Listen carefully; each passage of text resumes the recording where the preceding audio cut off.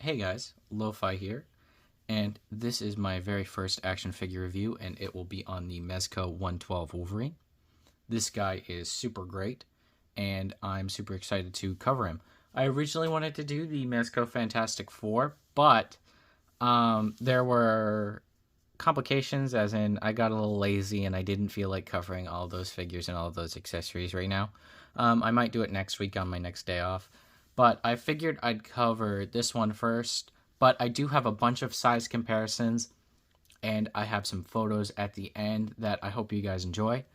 But let's get right into this figure. So this is based off of his tiger stripe costume, and this costume is a variation on his first appearance costume from the Incredible Hulk. I believe it was issue, I want to say 171 or 172. I think it came out in like 1975 or something. I'm not entirely sure. People can correct me in the comic book in the comments. Excuse me. But yeah, this is his tiger stripe suit. He also wore this throughout the 90s in the X-Men 1997 cartoon, and we'll be wearing it in X-Men 97. So, it's pretty basic. It's yellow, blue, has stripes on it. But it does have some Mezco detail on it, and I'll bring it closer so you guys can see. So I'll start off at the bottom and work my way up. So he has really awesome sculpted boots. Pretty good details. Got some lines right here. And most of it is all painted or shaded in. And much like the horns, which I'll get to, the boots, the black parts have this like leathery type detail, which I think is really nice. Like all the black lines kind of do a little bit. Oh, it looks like I have a little scuff at the bottom of mine. I haven't even noticed that. But yeah, and you can see on this boot, you have like that arrow right there. And then there's treads at the bottom of the feet with like little stripes in it and nice little treads and peg holes.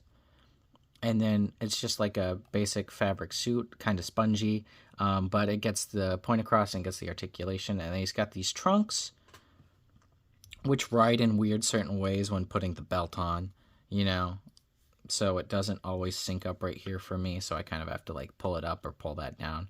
And another thing like about the belt rides high, and like whenever I try to get it synced up with the trunks, it doesn't usually work out for me. But in photos, people can get creative and can kind of work around that so that you don't see that as much. But I don't really care that much, as long as the pose and the photo's really dope. I mean, it shouldn't really matter, but some people are pretty particular about that. And for the belt, it also does have really good details. This is his first belt that he comes with. He does come with another belt and an alternate belt buckle. And right here on the belt buckle, you can see that there's like riveted detail right there. Sorry if the camera gets a little fuzzy. Bunch of rivet details that are painted in. And I think this belt is really cool. On the Mezco exclusive, this belt and the costume's different, obviously. The Uncanny X-Men Mezco figure. The belt is red, and I would buy it just so I could swap the belts and see what that looks like. I'm sure someone else has done it already, but I also just want to buy that figure because I'm a Mezco shill. But look at this. And this part is gray, and it has the black lines across. And then there's more riveting detail, and that's where the belt connects. My piece actually fell off, and I thought I was going to have to glue it in, but no, just popped right back in. And then there's more of that right there. All around, and see, like I'm saying, it's not syncing up right. Either that or my trunks are on wrong, or something like that. And then we'll get to the arms as well while I'm here. And the hands have like the painted detail around like the claw type sheaths where they all pop out. Mine has a little bit of slop, and I think I have some slop on the other side. And sometimes the paint for the rivets don't always make it, but I'm glad that they made the effort for it. And then they have this like line detail right here, some paint detail, and these hands also look really cool. They're also really well detailed. And when I get to the other accessories, you guys can kind of see that detail on the hands too. And then here is the arms, and they are painted and sculpted. The hair is sculpted on, and it's painted on, which, like, Marvel Legends does do the paint sometimes for the hair, but sometimes they just sculpt it, and it looks really weird. It looks like he has really weird scarring on his arms. But, you know, it's just the difference in companies and price of figures, even though they are harking up their prices, which I'm not crazy about. Some of their quality has improved, some of it hasn't. It all just depends on the type of figure you get. But yeah, and the shoulder pads also have the little rivets in there. And the paint didn't exactly make the mark on this one, as you can see. Let me bring that a little closer. It kind of misses the mark right there where the line is. And then, but you do also see like battle damage on the shoulder pads, which looks really, really cool. I'll show you the other side. Let me see if it gets a little less blurry. There we go. And yet it still has some of those scratch marks in. And this one doesn't look so bad in terms of like the paint making its mark. And then see the back, more detail right there. And then on this side, you do see like right there where like it doesn't make it, that little extra piece of slop there. But that's just a QC issue. I'm sure happens with a bunch of the other figures. And now that all that's done, I'll show you guys like a little articulation demo. Oh wait, let me get into the head sculpt just real quick before I do that. Almost forgot. And then after I show the articulation, I'll show you guys what the all the accessories he comes with, because he comes with a lot, which is why I didn't do the Fantastic Four pack, because they all each come with their own sets of accessories. And here's the head sculpt. His lips, this looks a little orange on camera, but in person it just looks like standard lip color. And he has like the wrinkles, and it's all very well painted and sculpted. It looks really great. The light from my camera probably isn't doing any favors. I am filming this on my phone.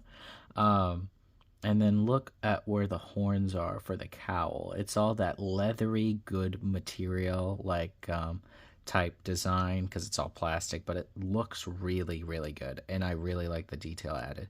That's why I'm gonna kind of miss the mezcoification of these figures, because for the Spider-Man figure, it's just a straight up send up to the Amazing Fantasy Spider-Man, which there's nothing wrong with it, and I do really like that figure, and I think I'm getting it later on during the weekend or something, because one of my local action figure stores holds Mezcos for me, so I can buy them later because it's expensive to get all at once. This guy just looks great. He looks so imposing. This short, what is it, 5'3" Canadian man? I think he's 5'3". He's either 5'3" or 5'2". All I know is he's a short king, and I love him. But yeah, let's see. Let's show off some of this articulation real quick. All right, so first off, look at the static pose. I'm getting too distracted by how cool he looks. So his head can look up about this high without his head popping off. I can bring him closer so you guys can kind of see that. His head kind of looks up about this high.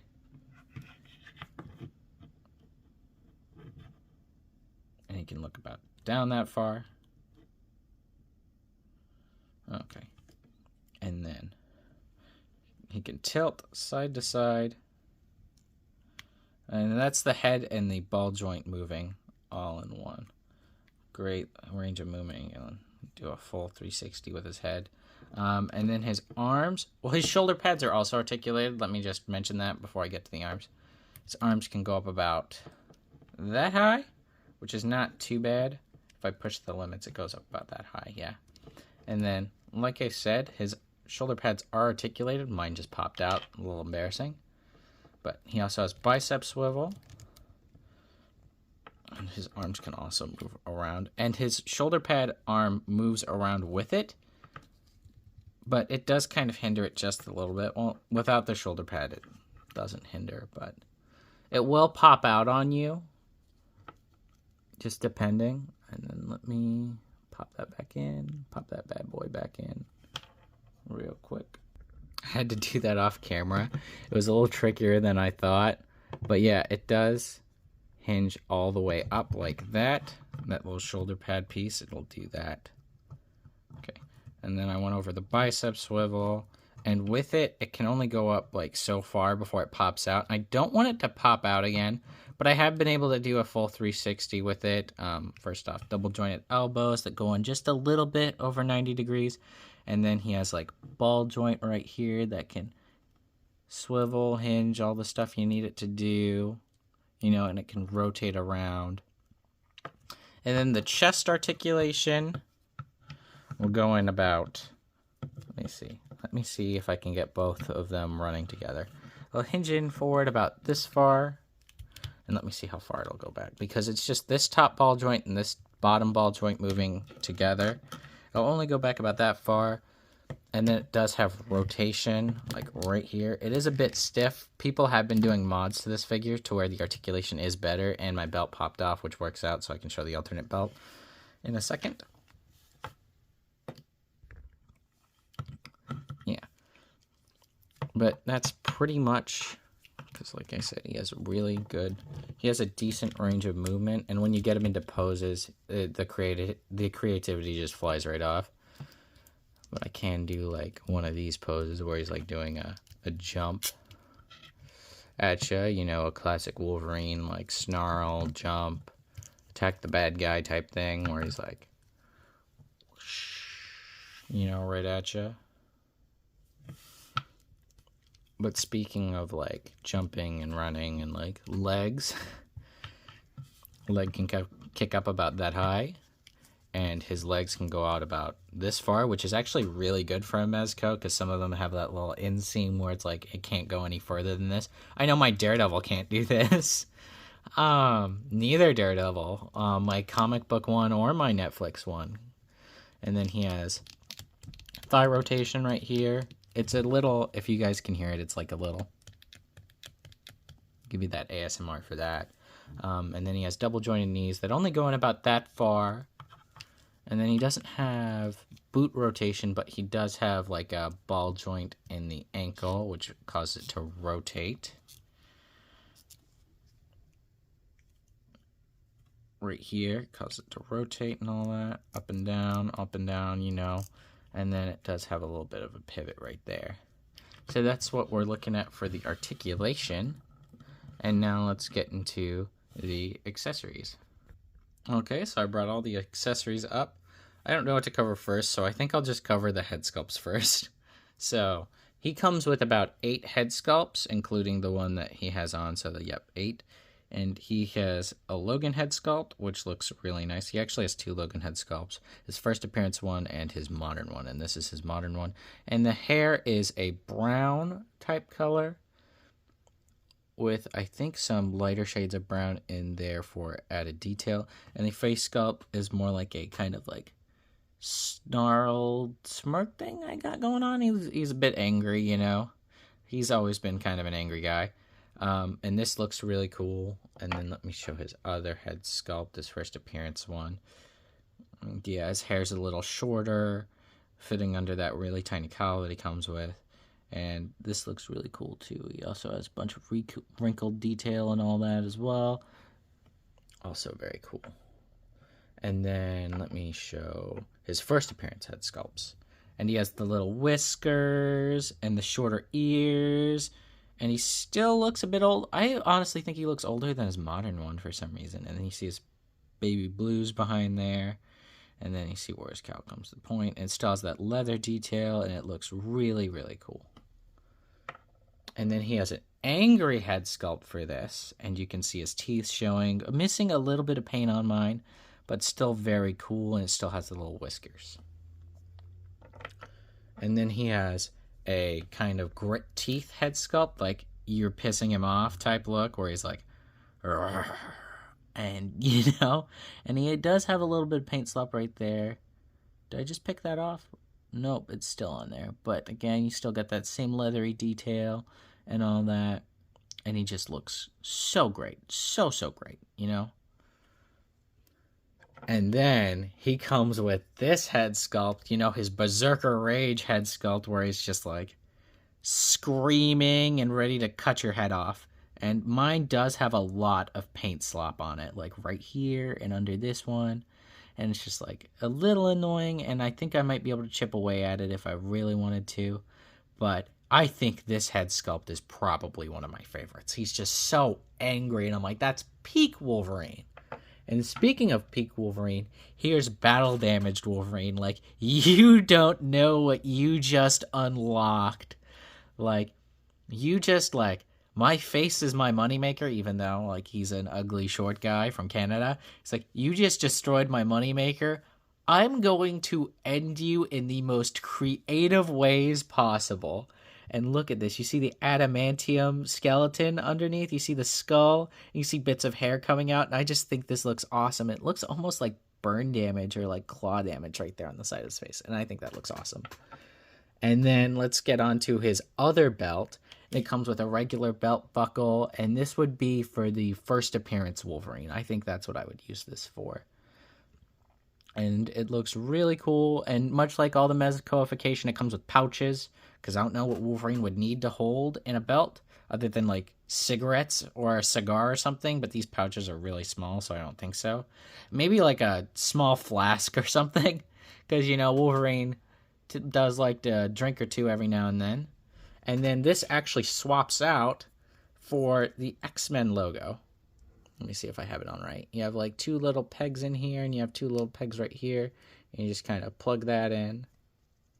And then that looks cool. I'll probably end up swapping the belt during photos. I mean, I could show you guys how to do it now as well, but it's just a little tab right here.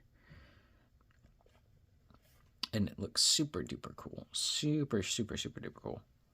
And mine has a little bit of paint slap here and there, but it still looks cool. I'll put that down. And then he also comes with a ton of hands. So he comes with a pair of open clawed hands. And they have really good detail on the insides of them. Let me just show you this one real quick so you guys can see all that detail. Like you see that like palm in there and all that little. And you see all over the gloves, all this little texture right here, all these little textures. And it looks really cool. And you use this with the screaming head where he's like, "Rah," you know? And some of mine do have a little bit of extra plastic on it, on the claws. I don't know if anyone else did, but it's a little annoying, but I haven't chipped away or anything at it. And for photos, you barely notice. But yeah, it comes with these. He comes with a pair of regular open hands. Like regular open sprawled out hands. Oh, I grabbed 2 of the alternate hands. Let me grab the other one. Like 2 little grippy hands, like grabby hands type. And I do have like little bottles and stuff because I wanted to get my Logan figure beers. So I have these and I'm like, these are my beer holding hands or like my grippy hands. And you can use these with the Sentinel eye he comes with. And you can kind of like put it in his hand like he's kind of holding it or whatever, you know. And it also has little like claw ports. Or you can port the claws in like he stabbed through it or something. And I can show you guys what that looks like in a minute. Or when I get to the photos and it's like really super cool and battle damaged. But there's those hands, the grippy hands. And then he comes with a pointing hand.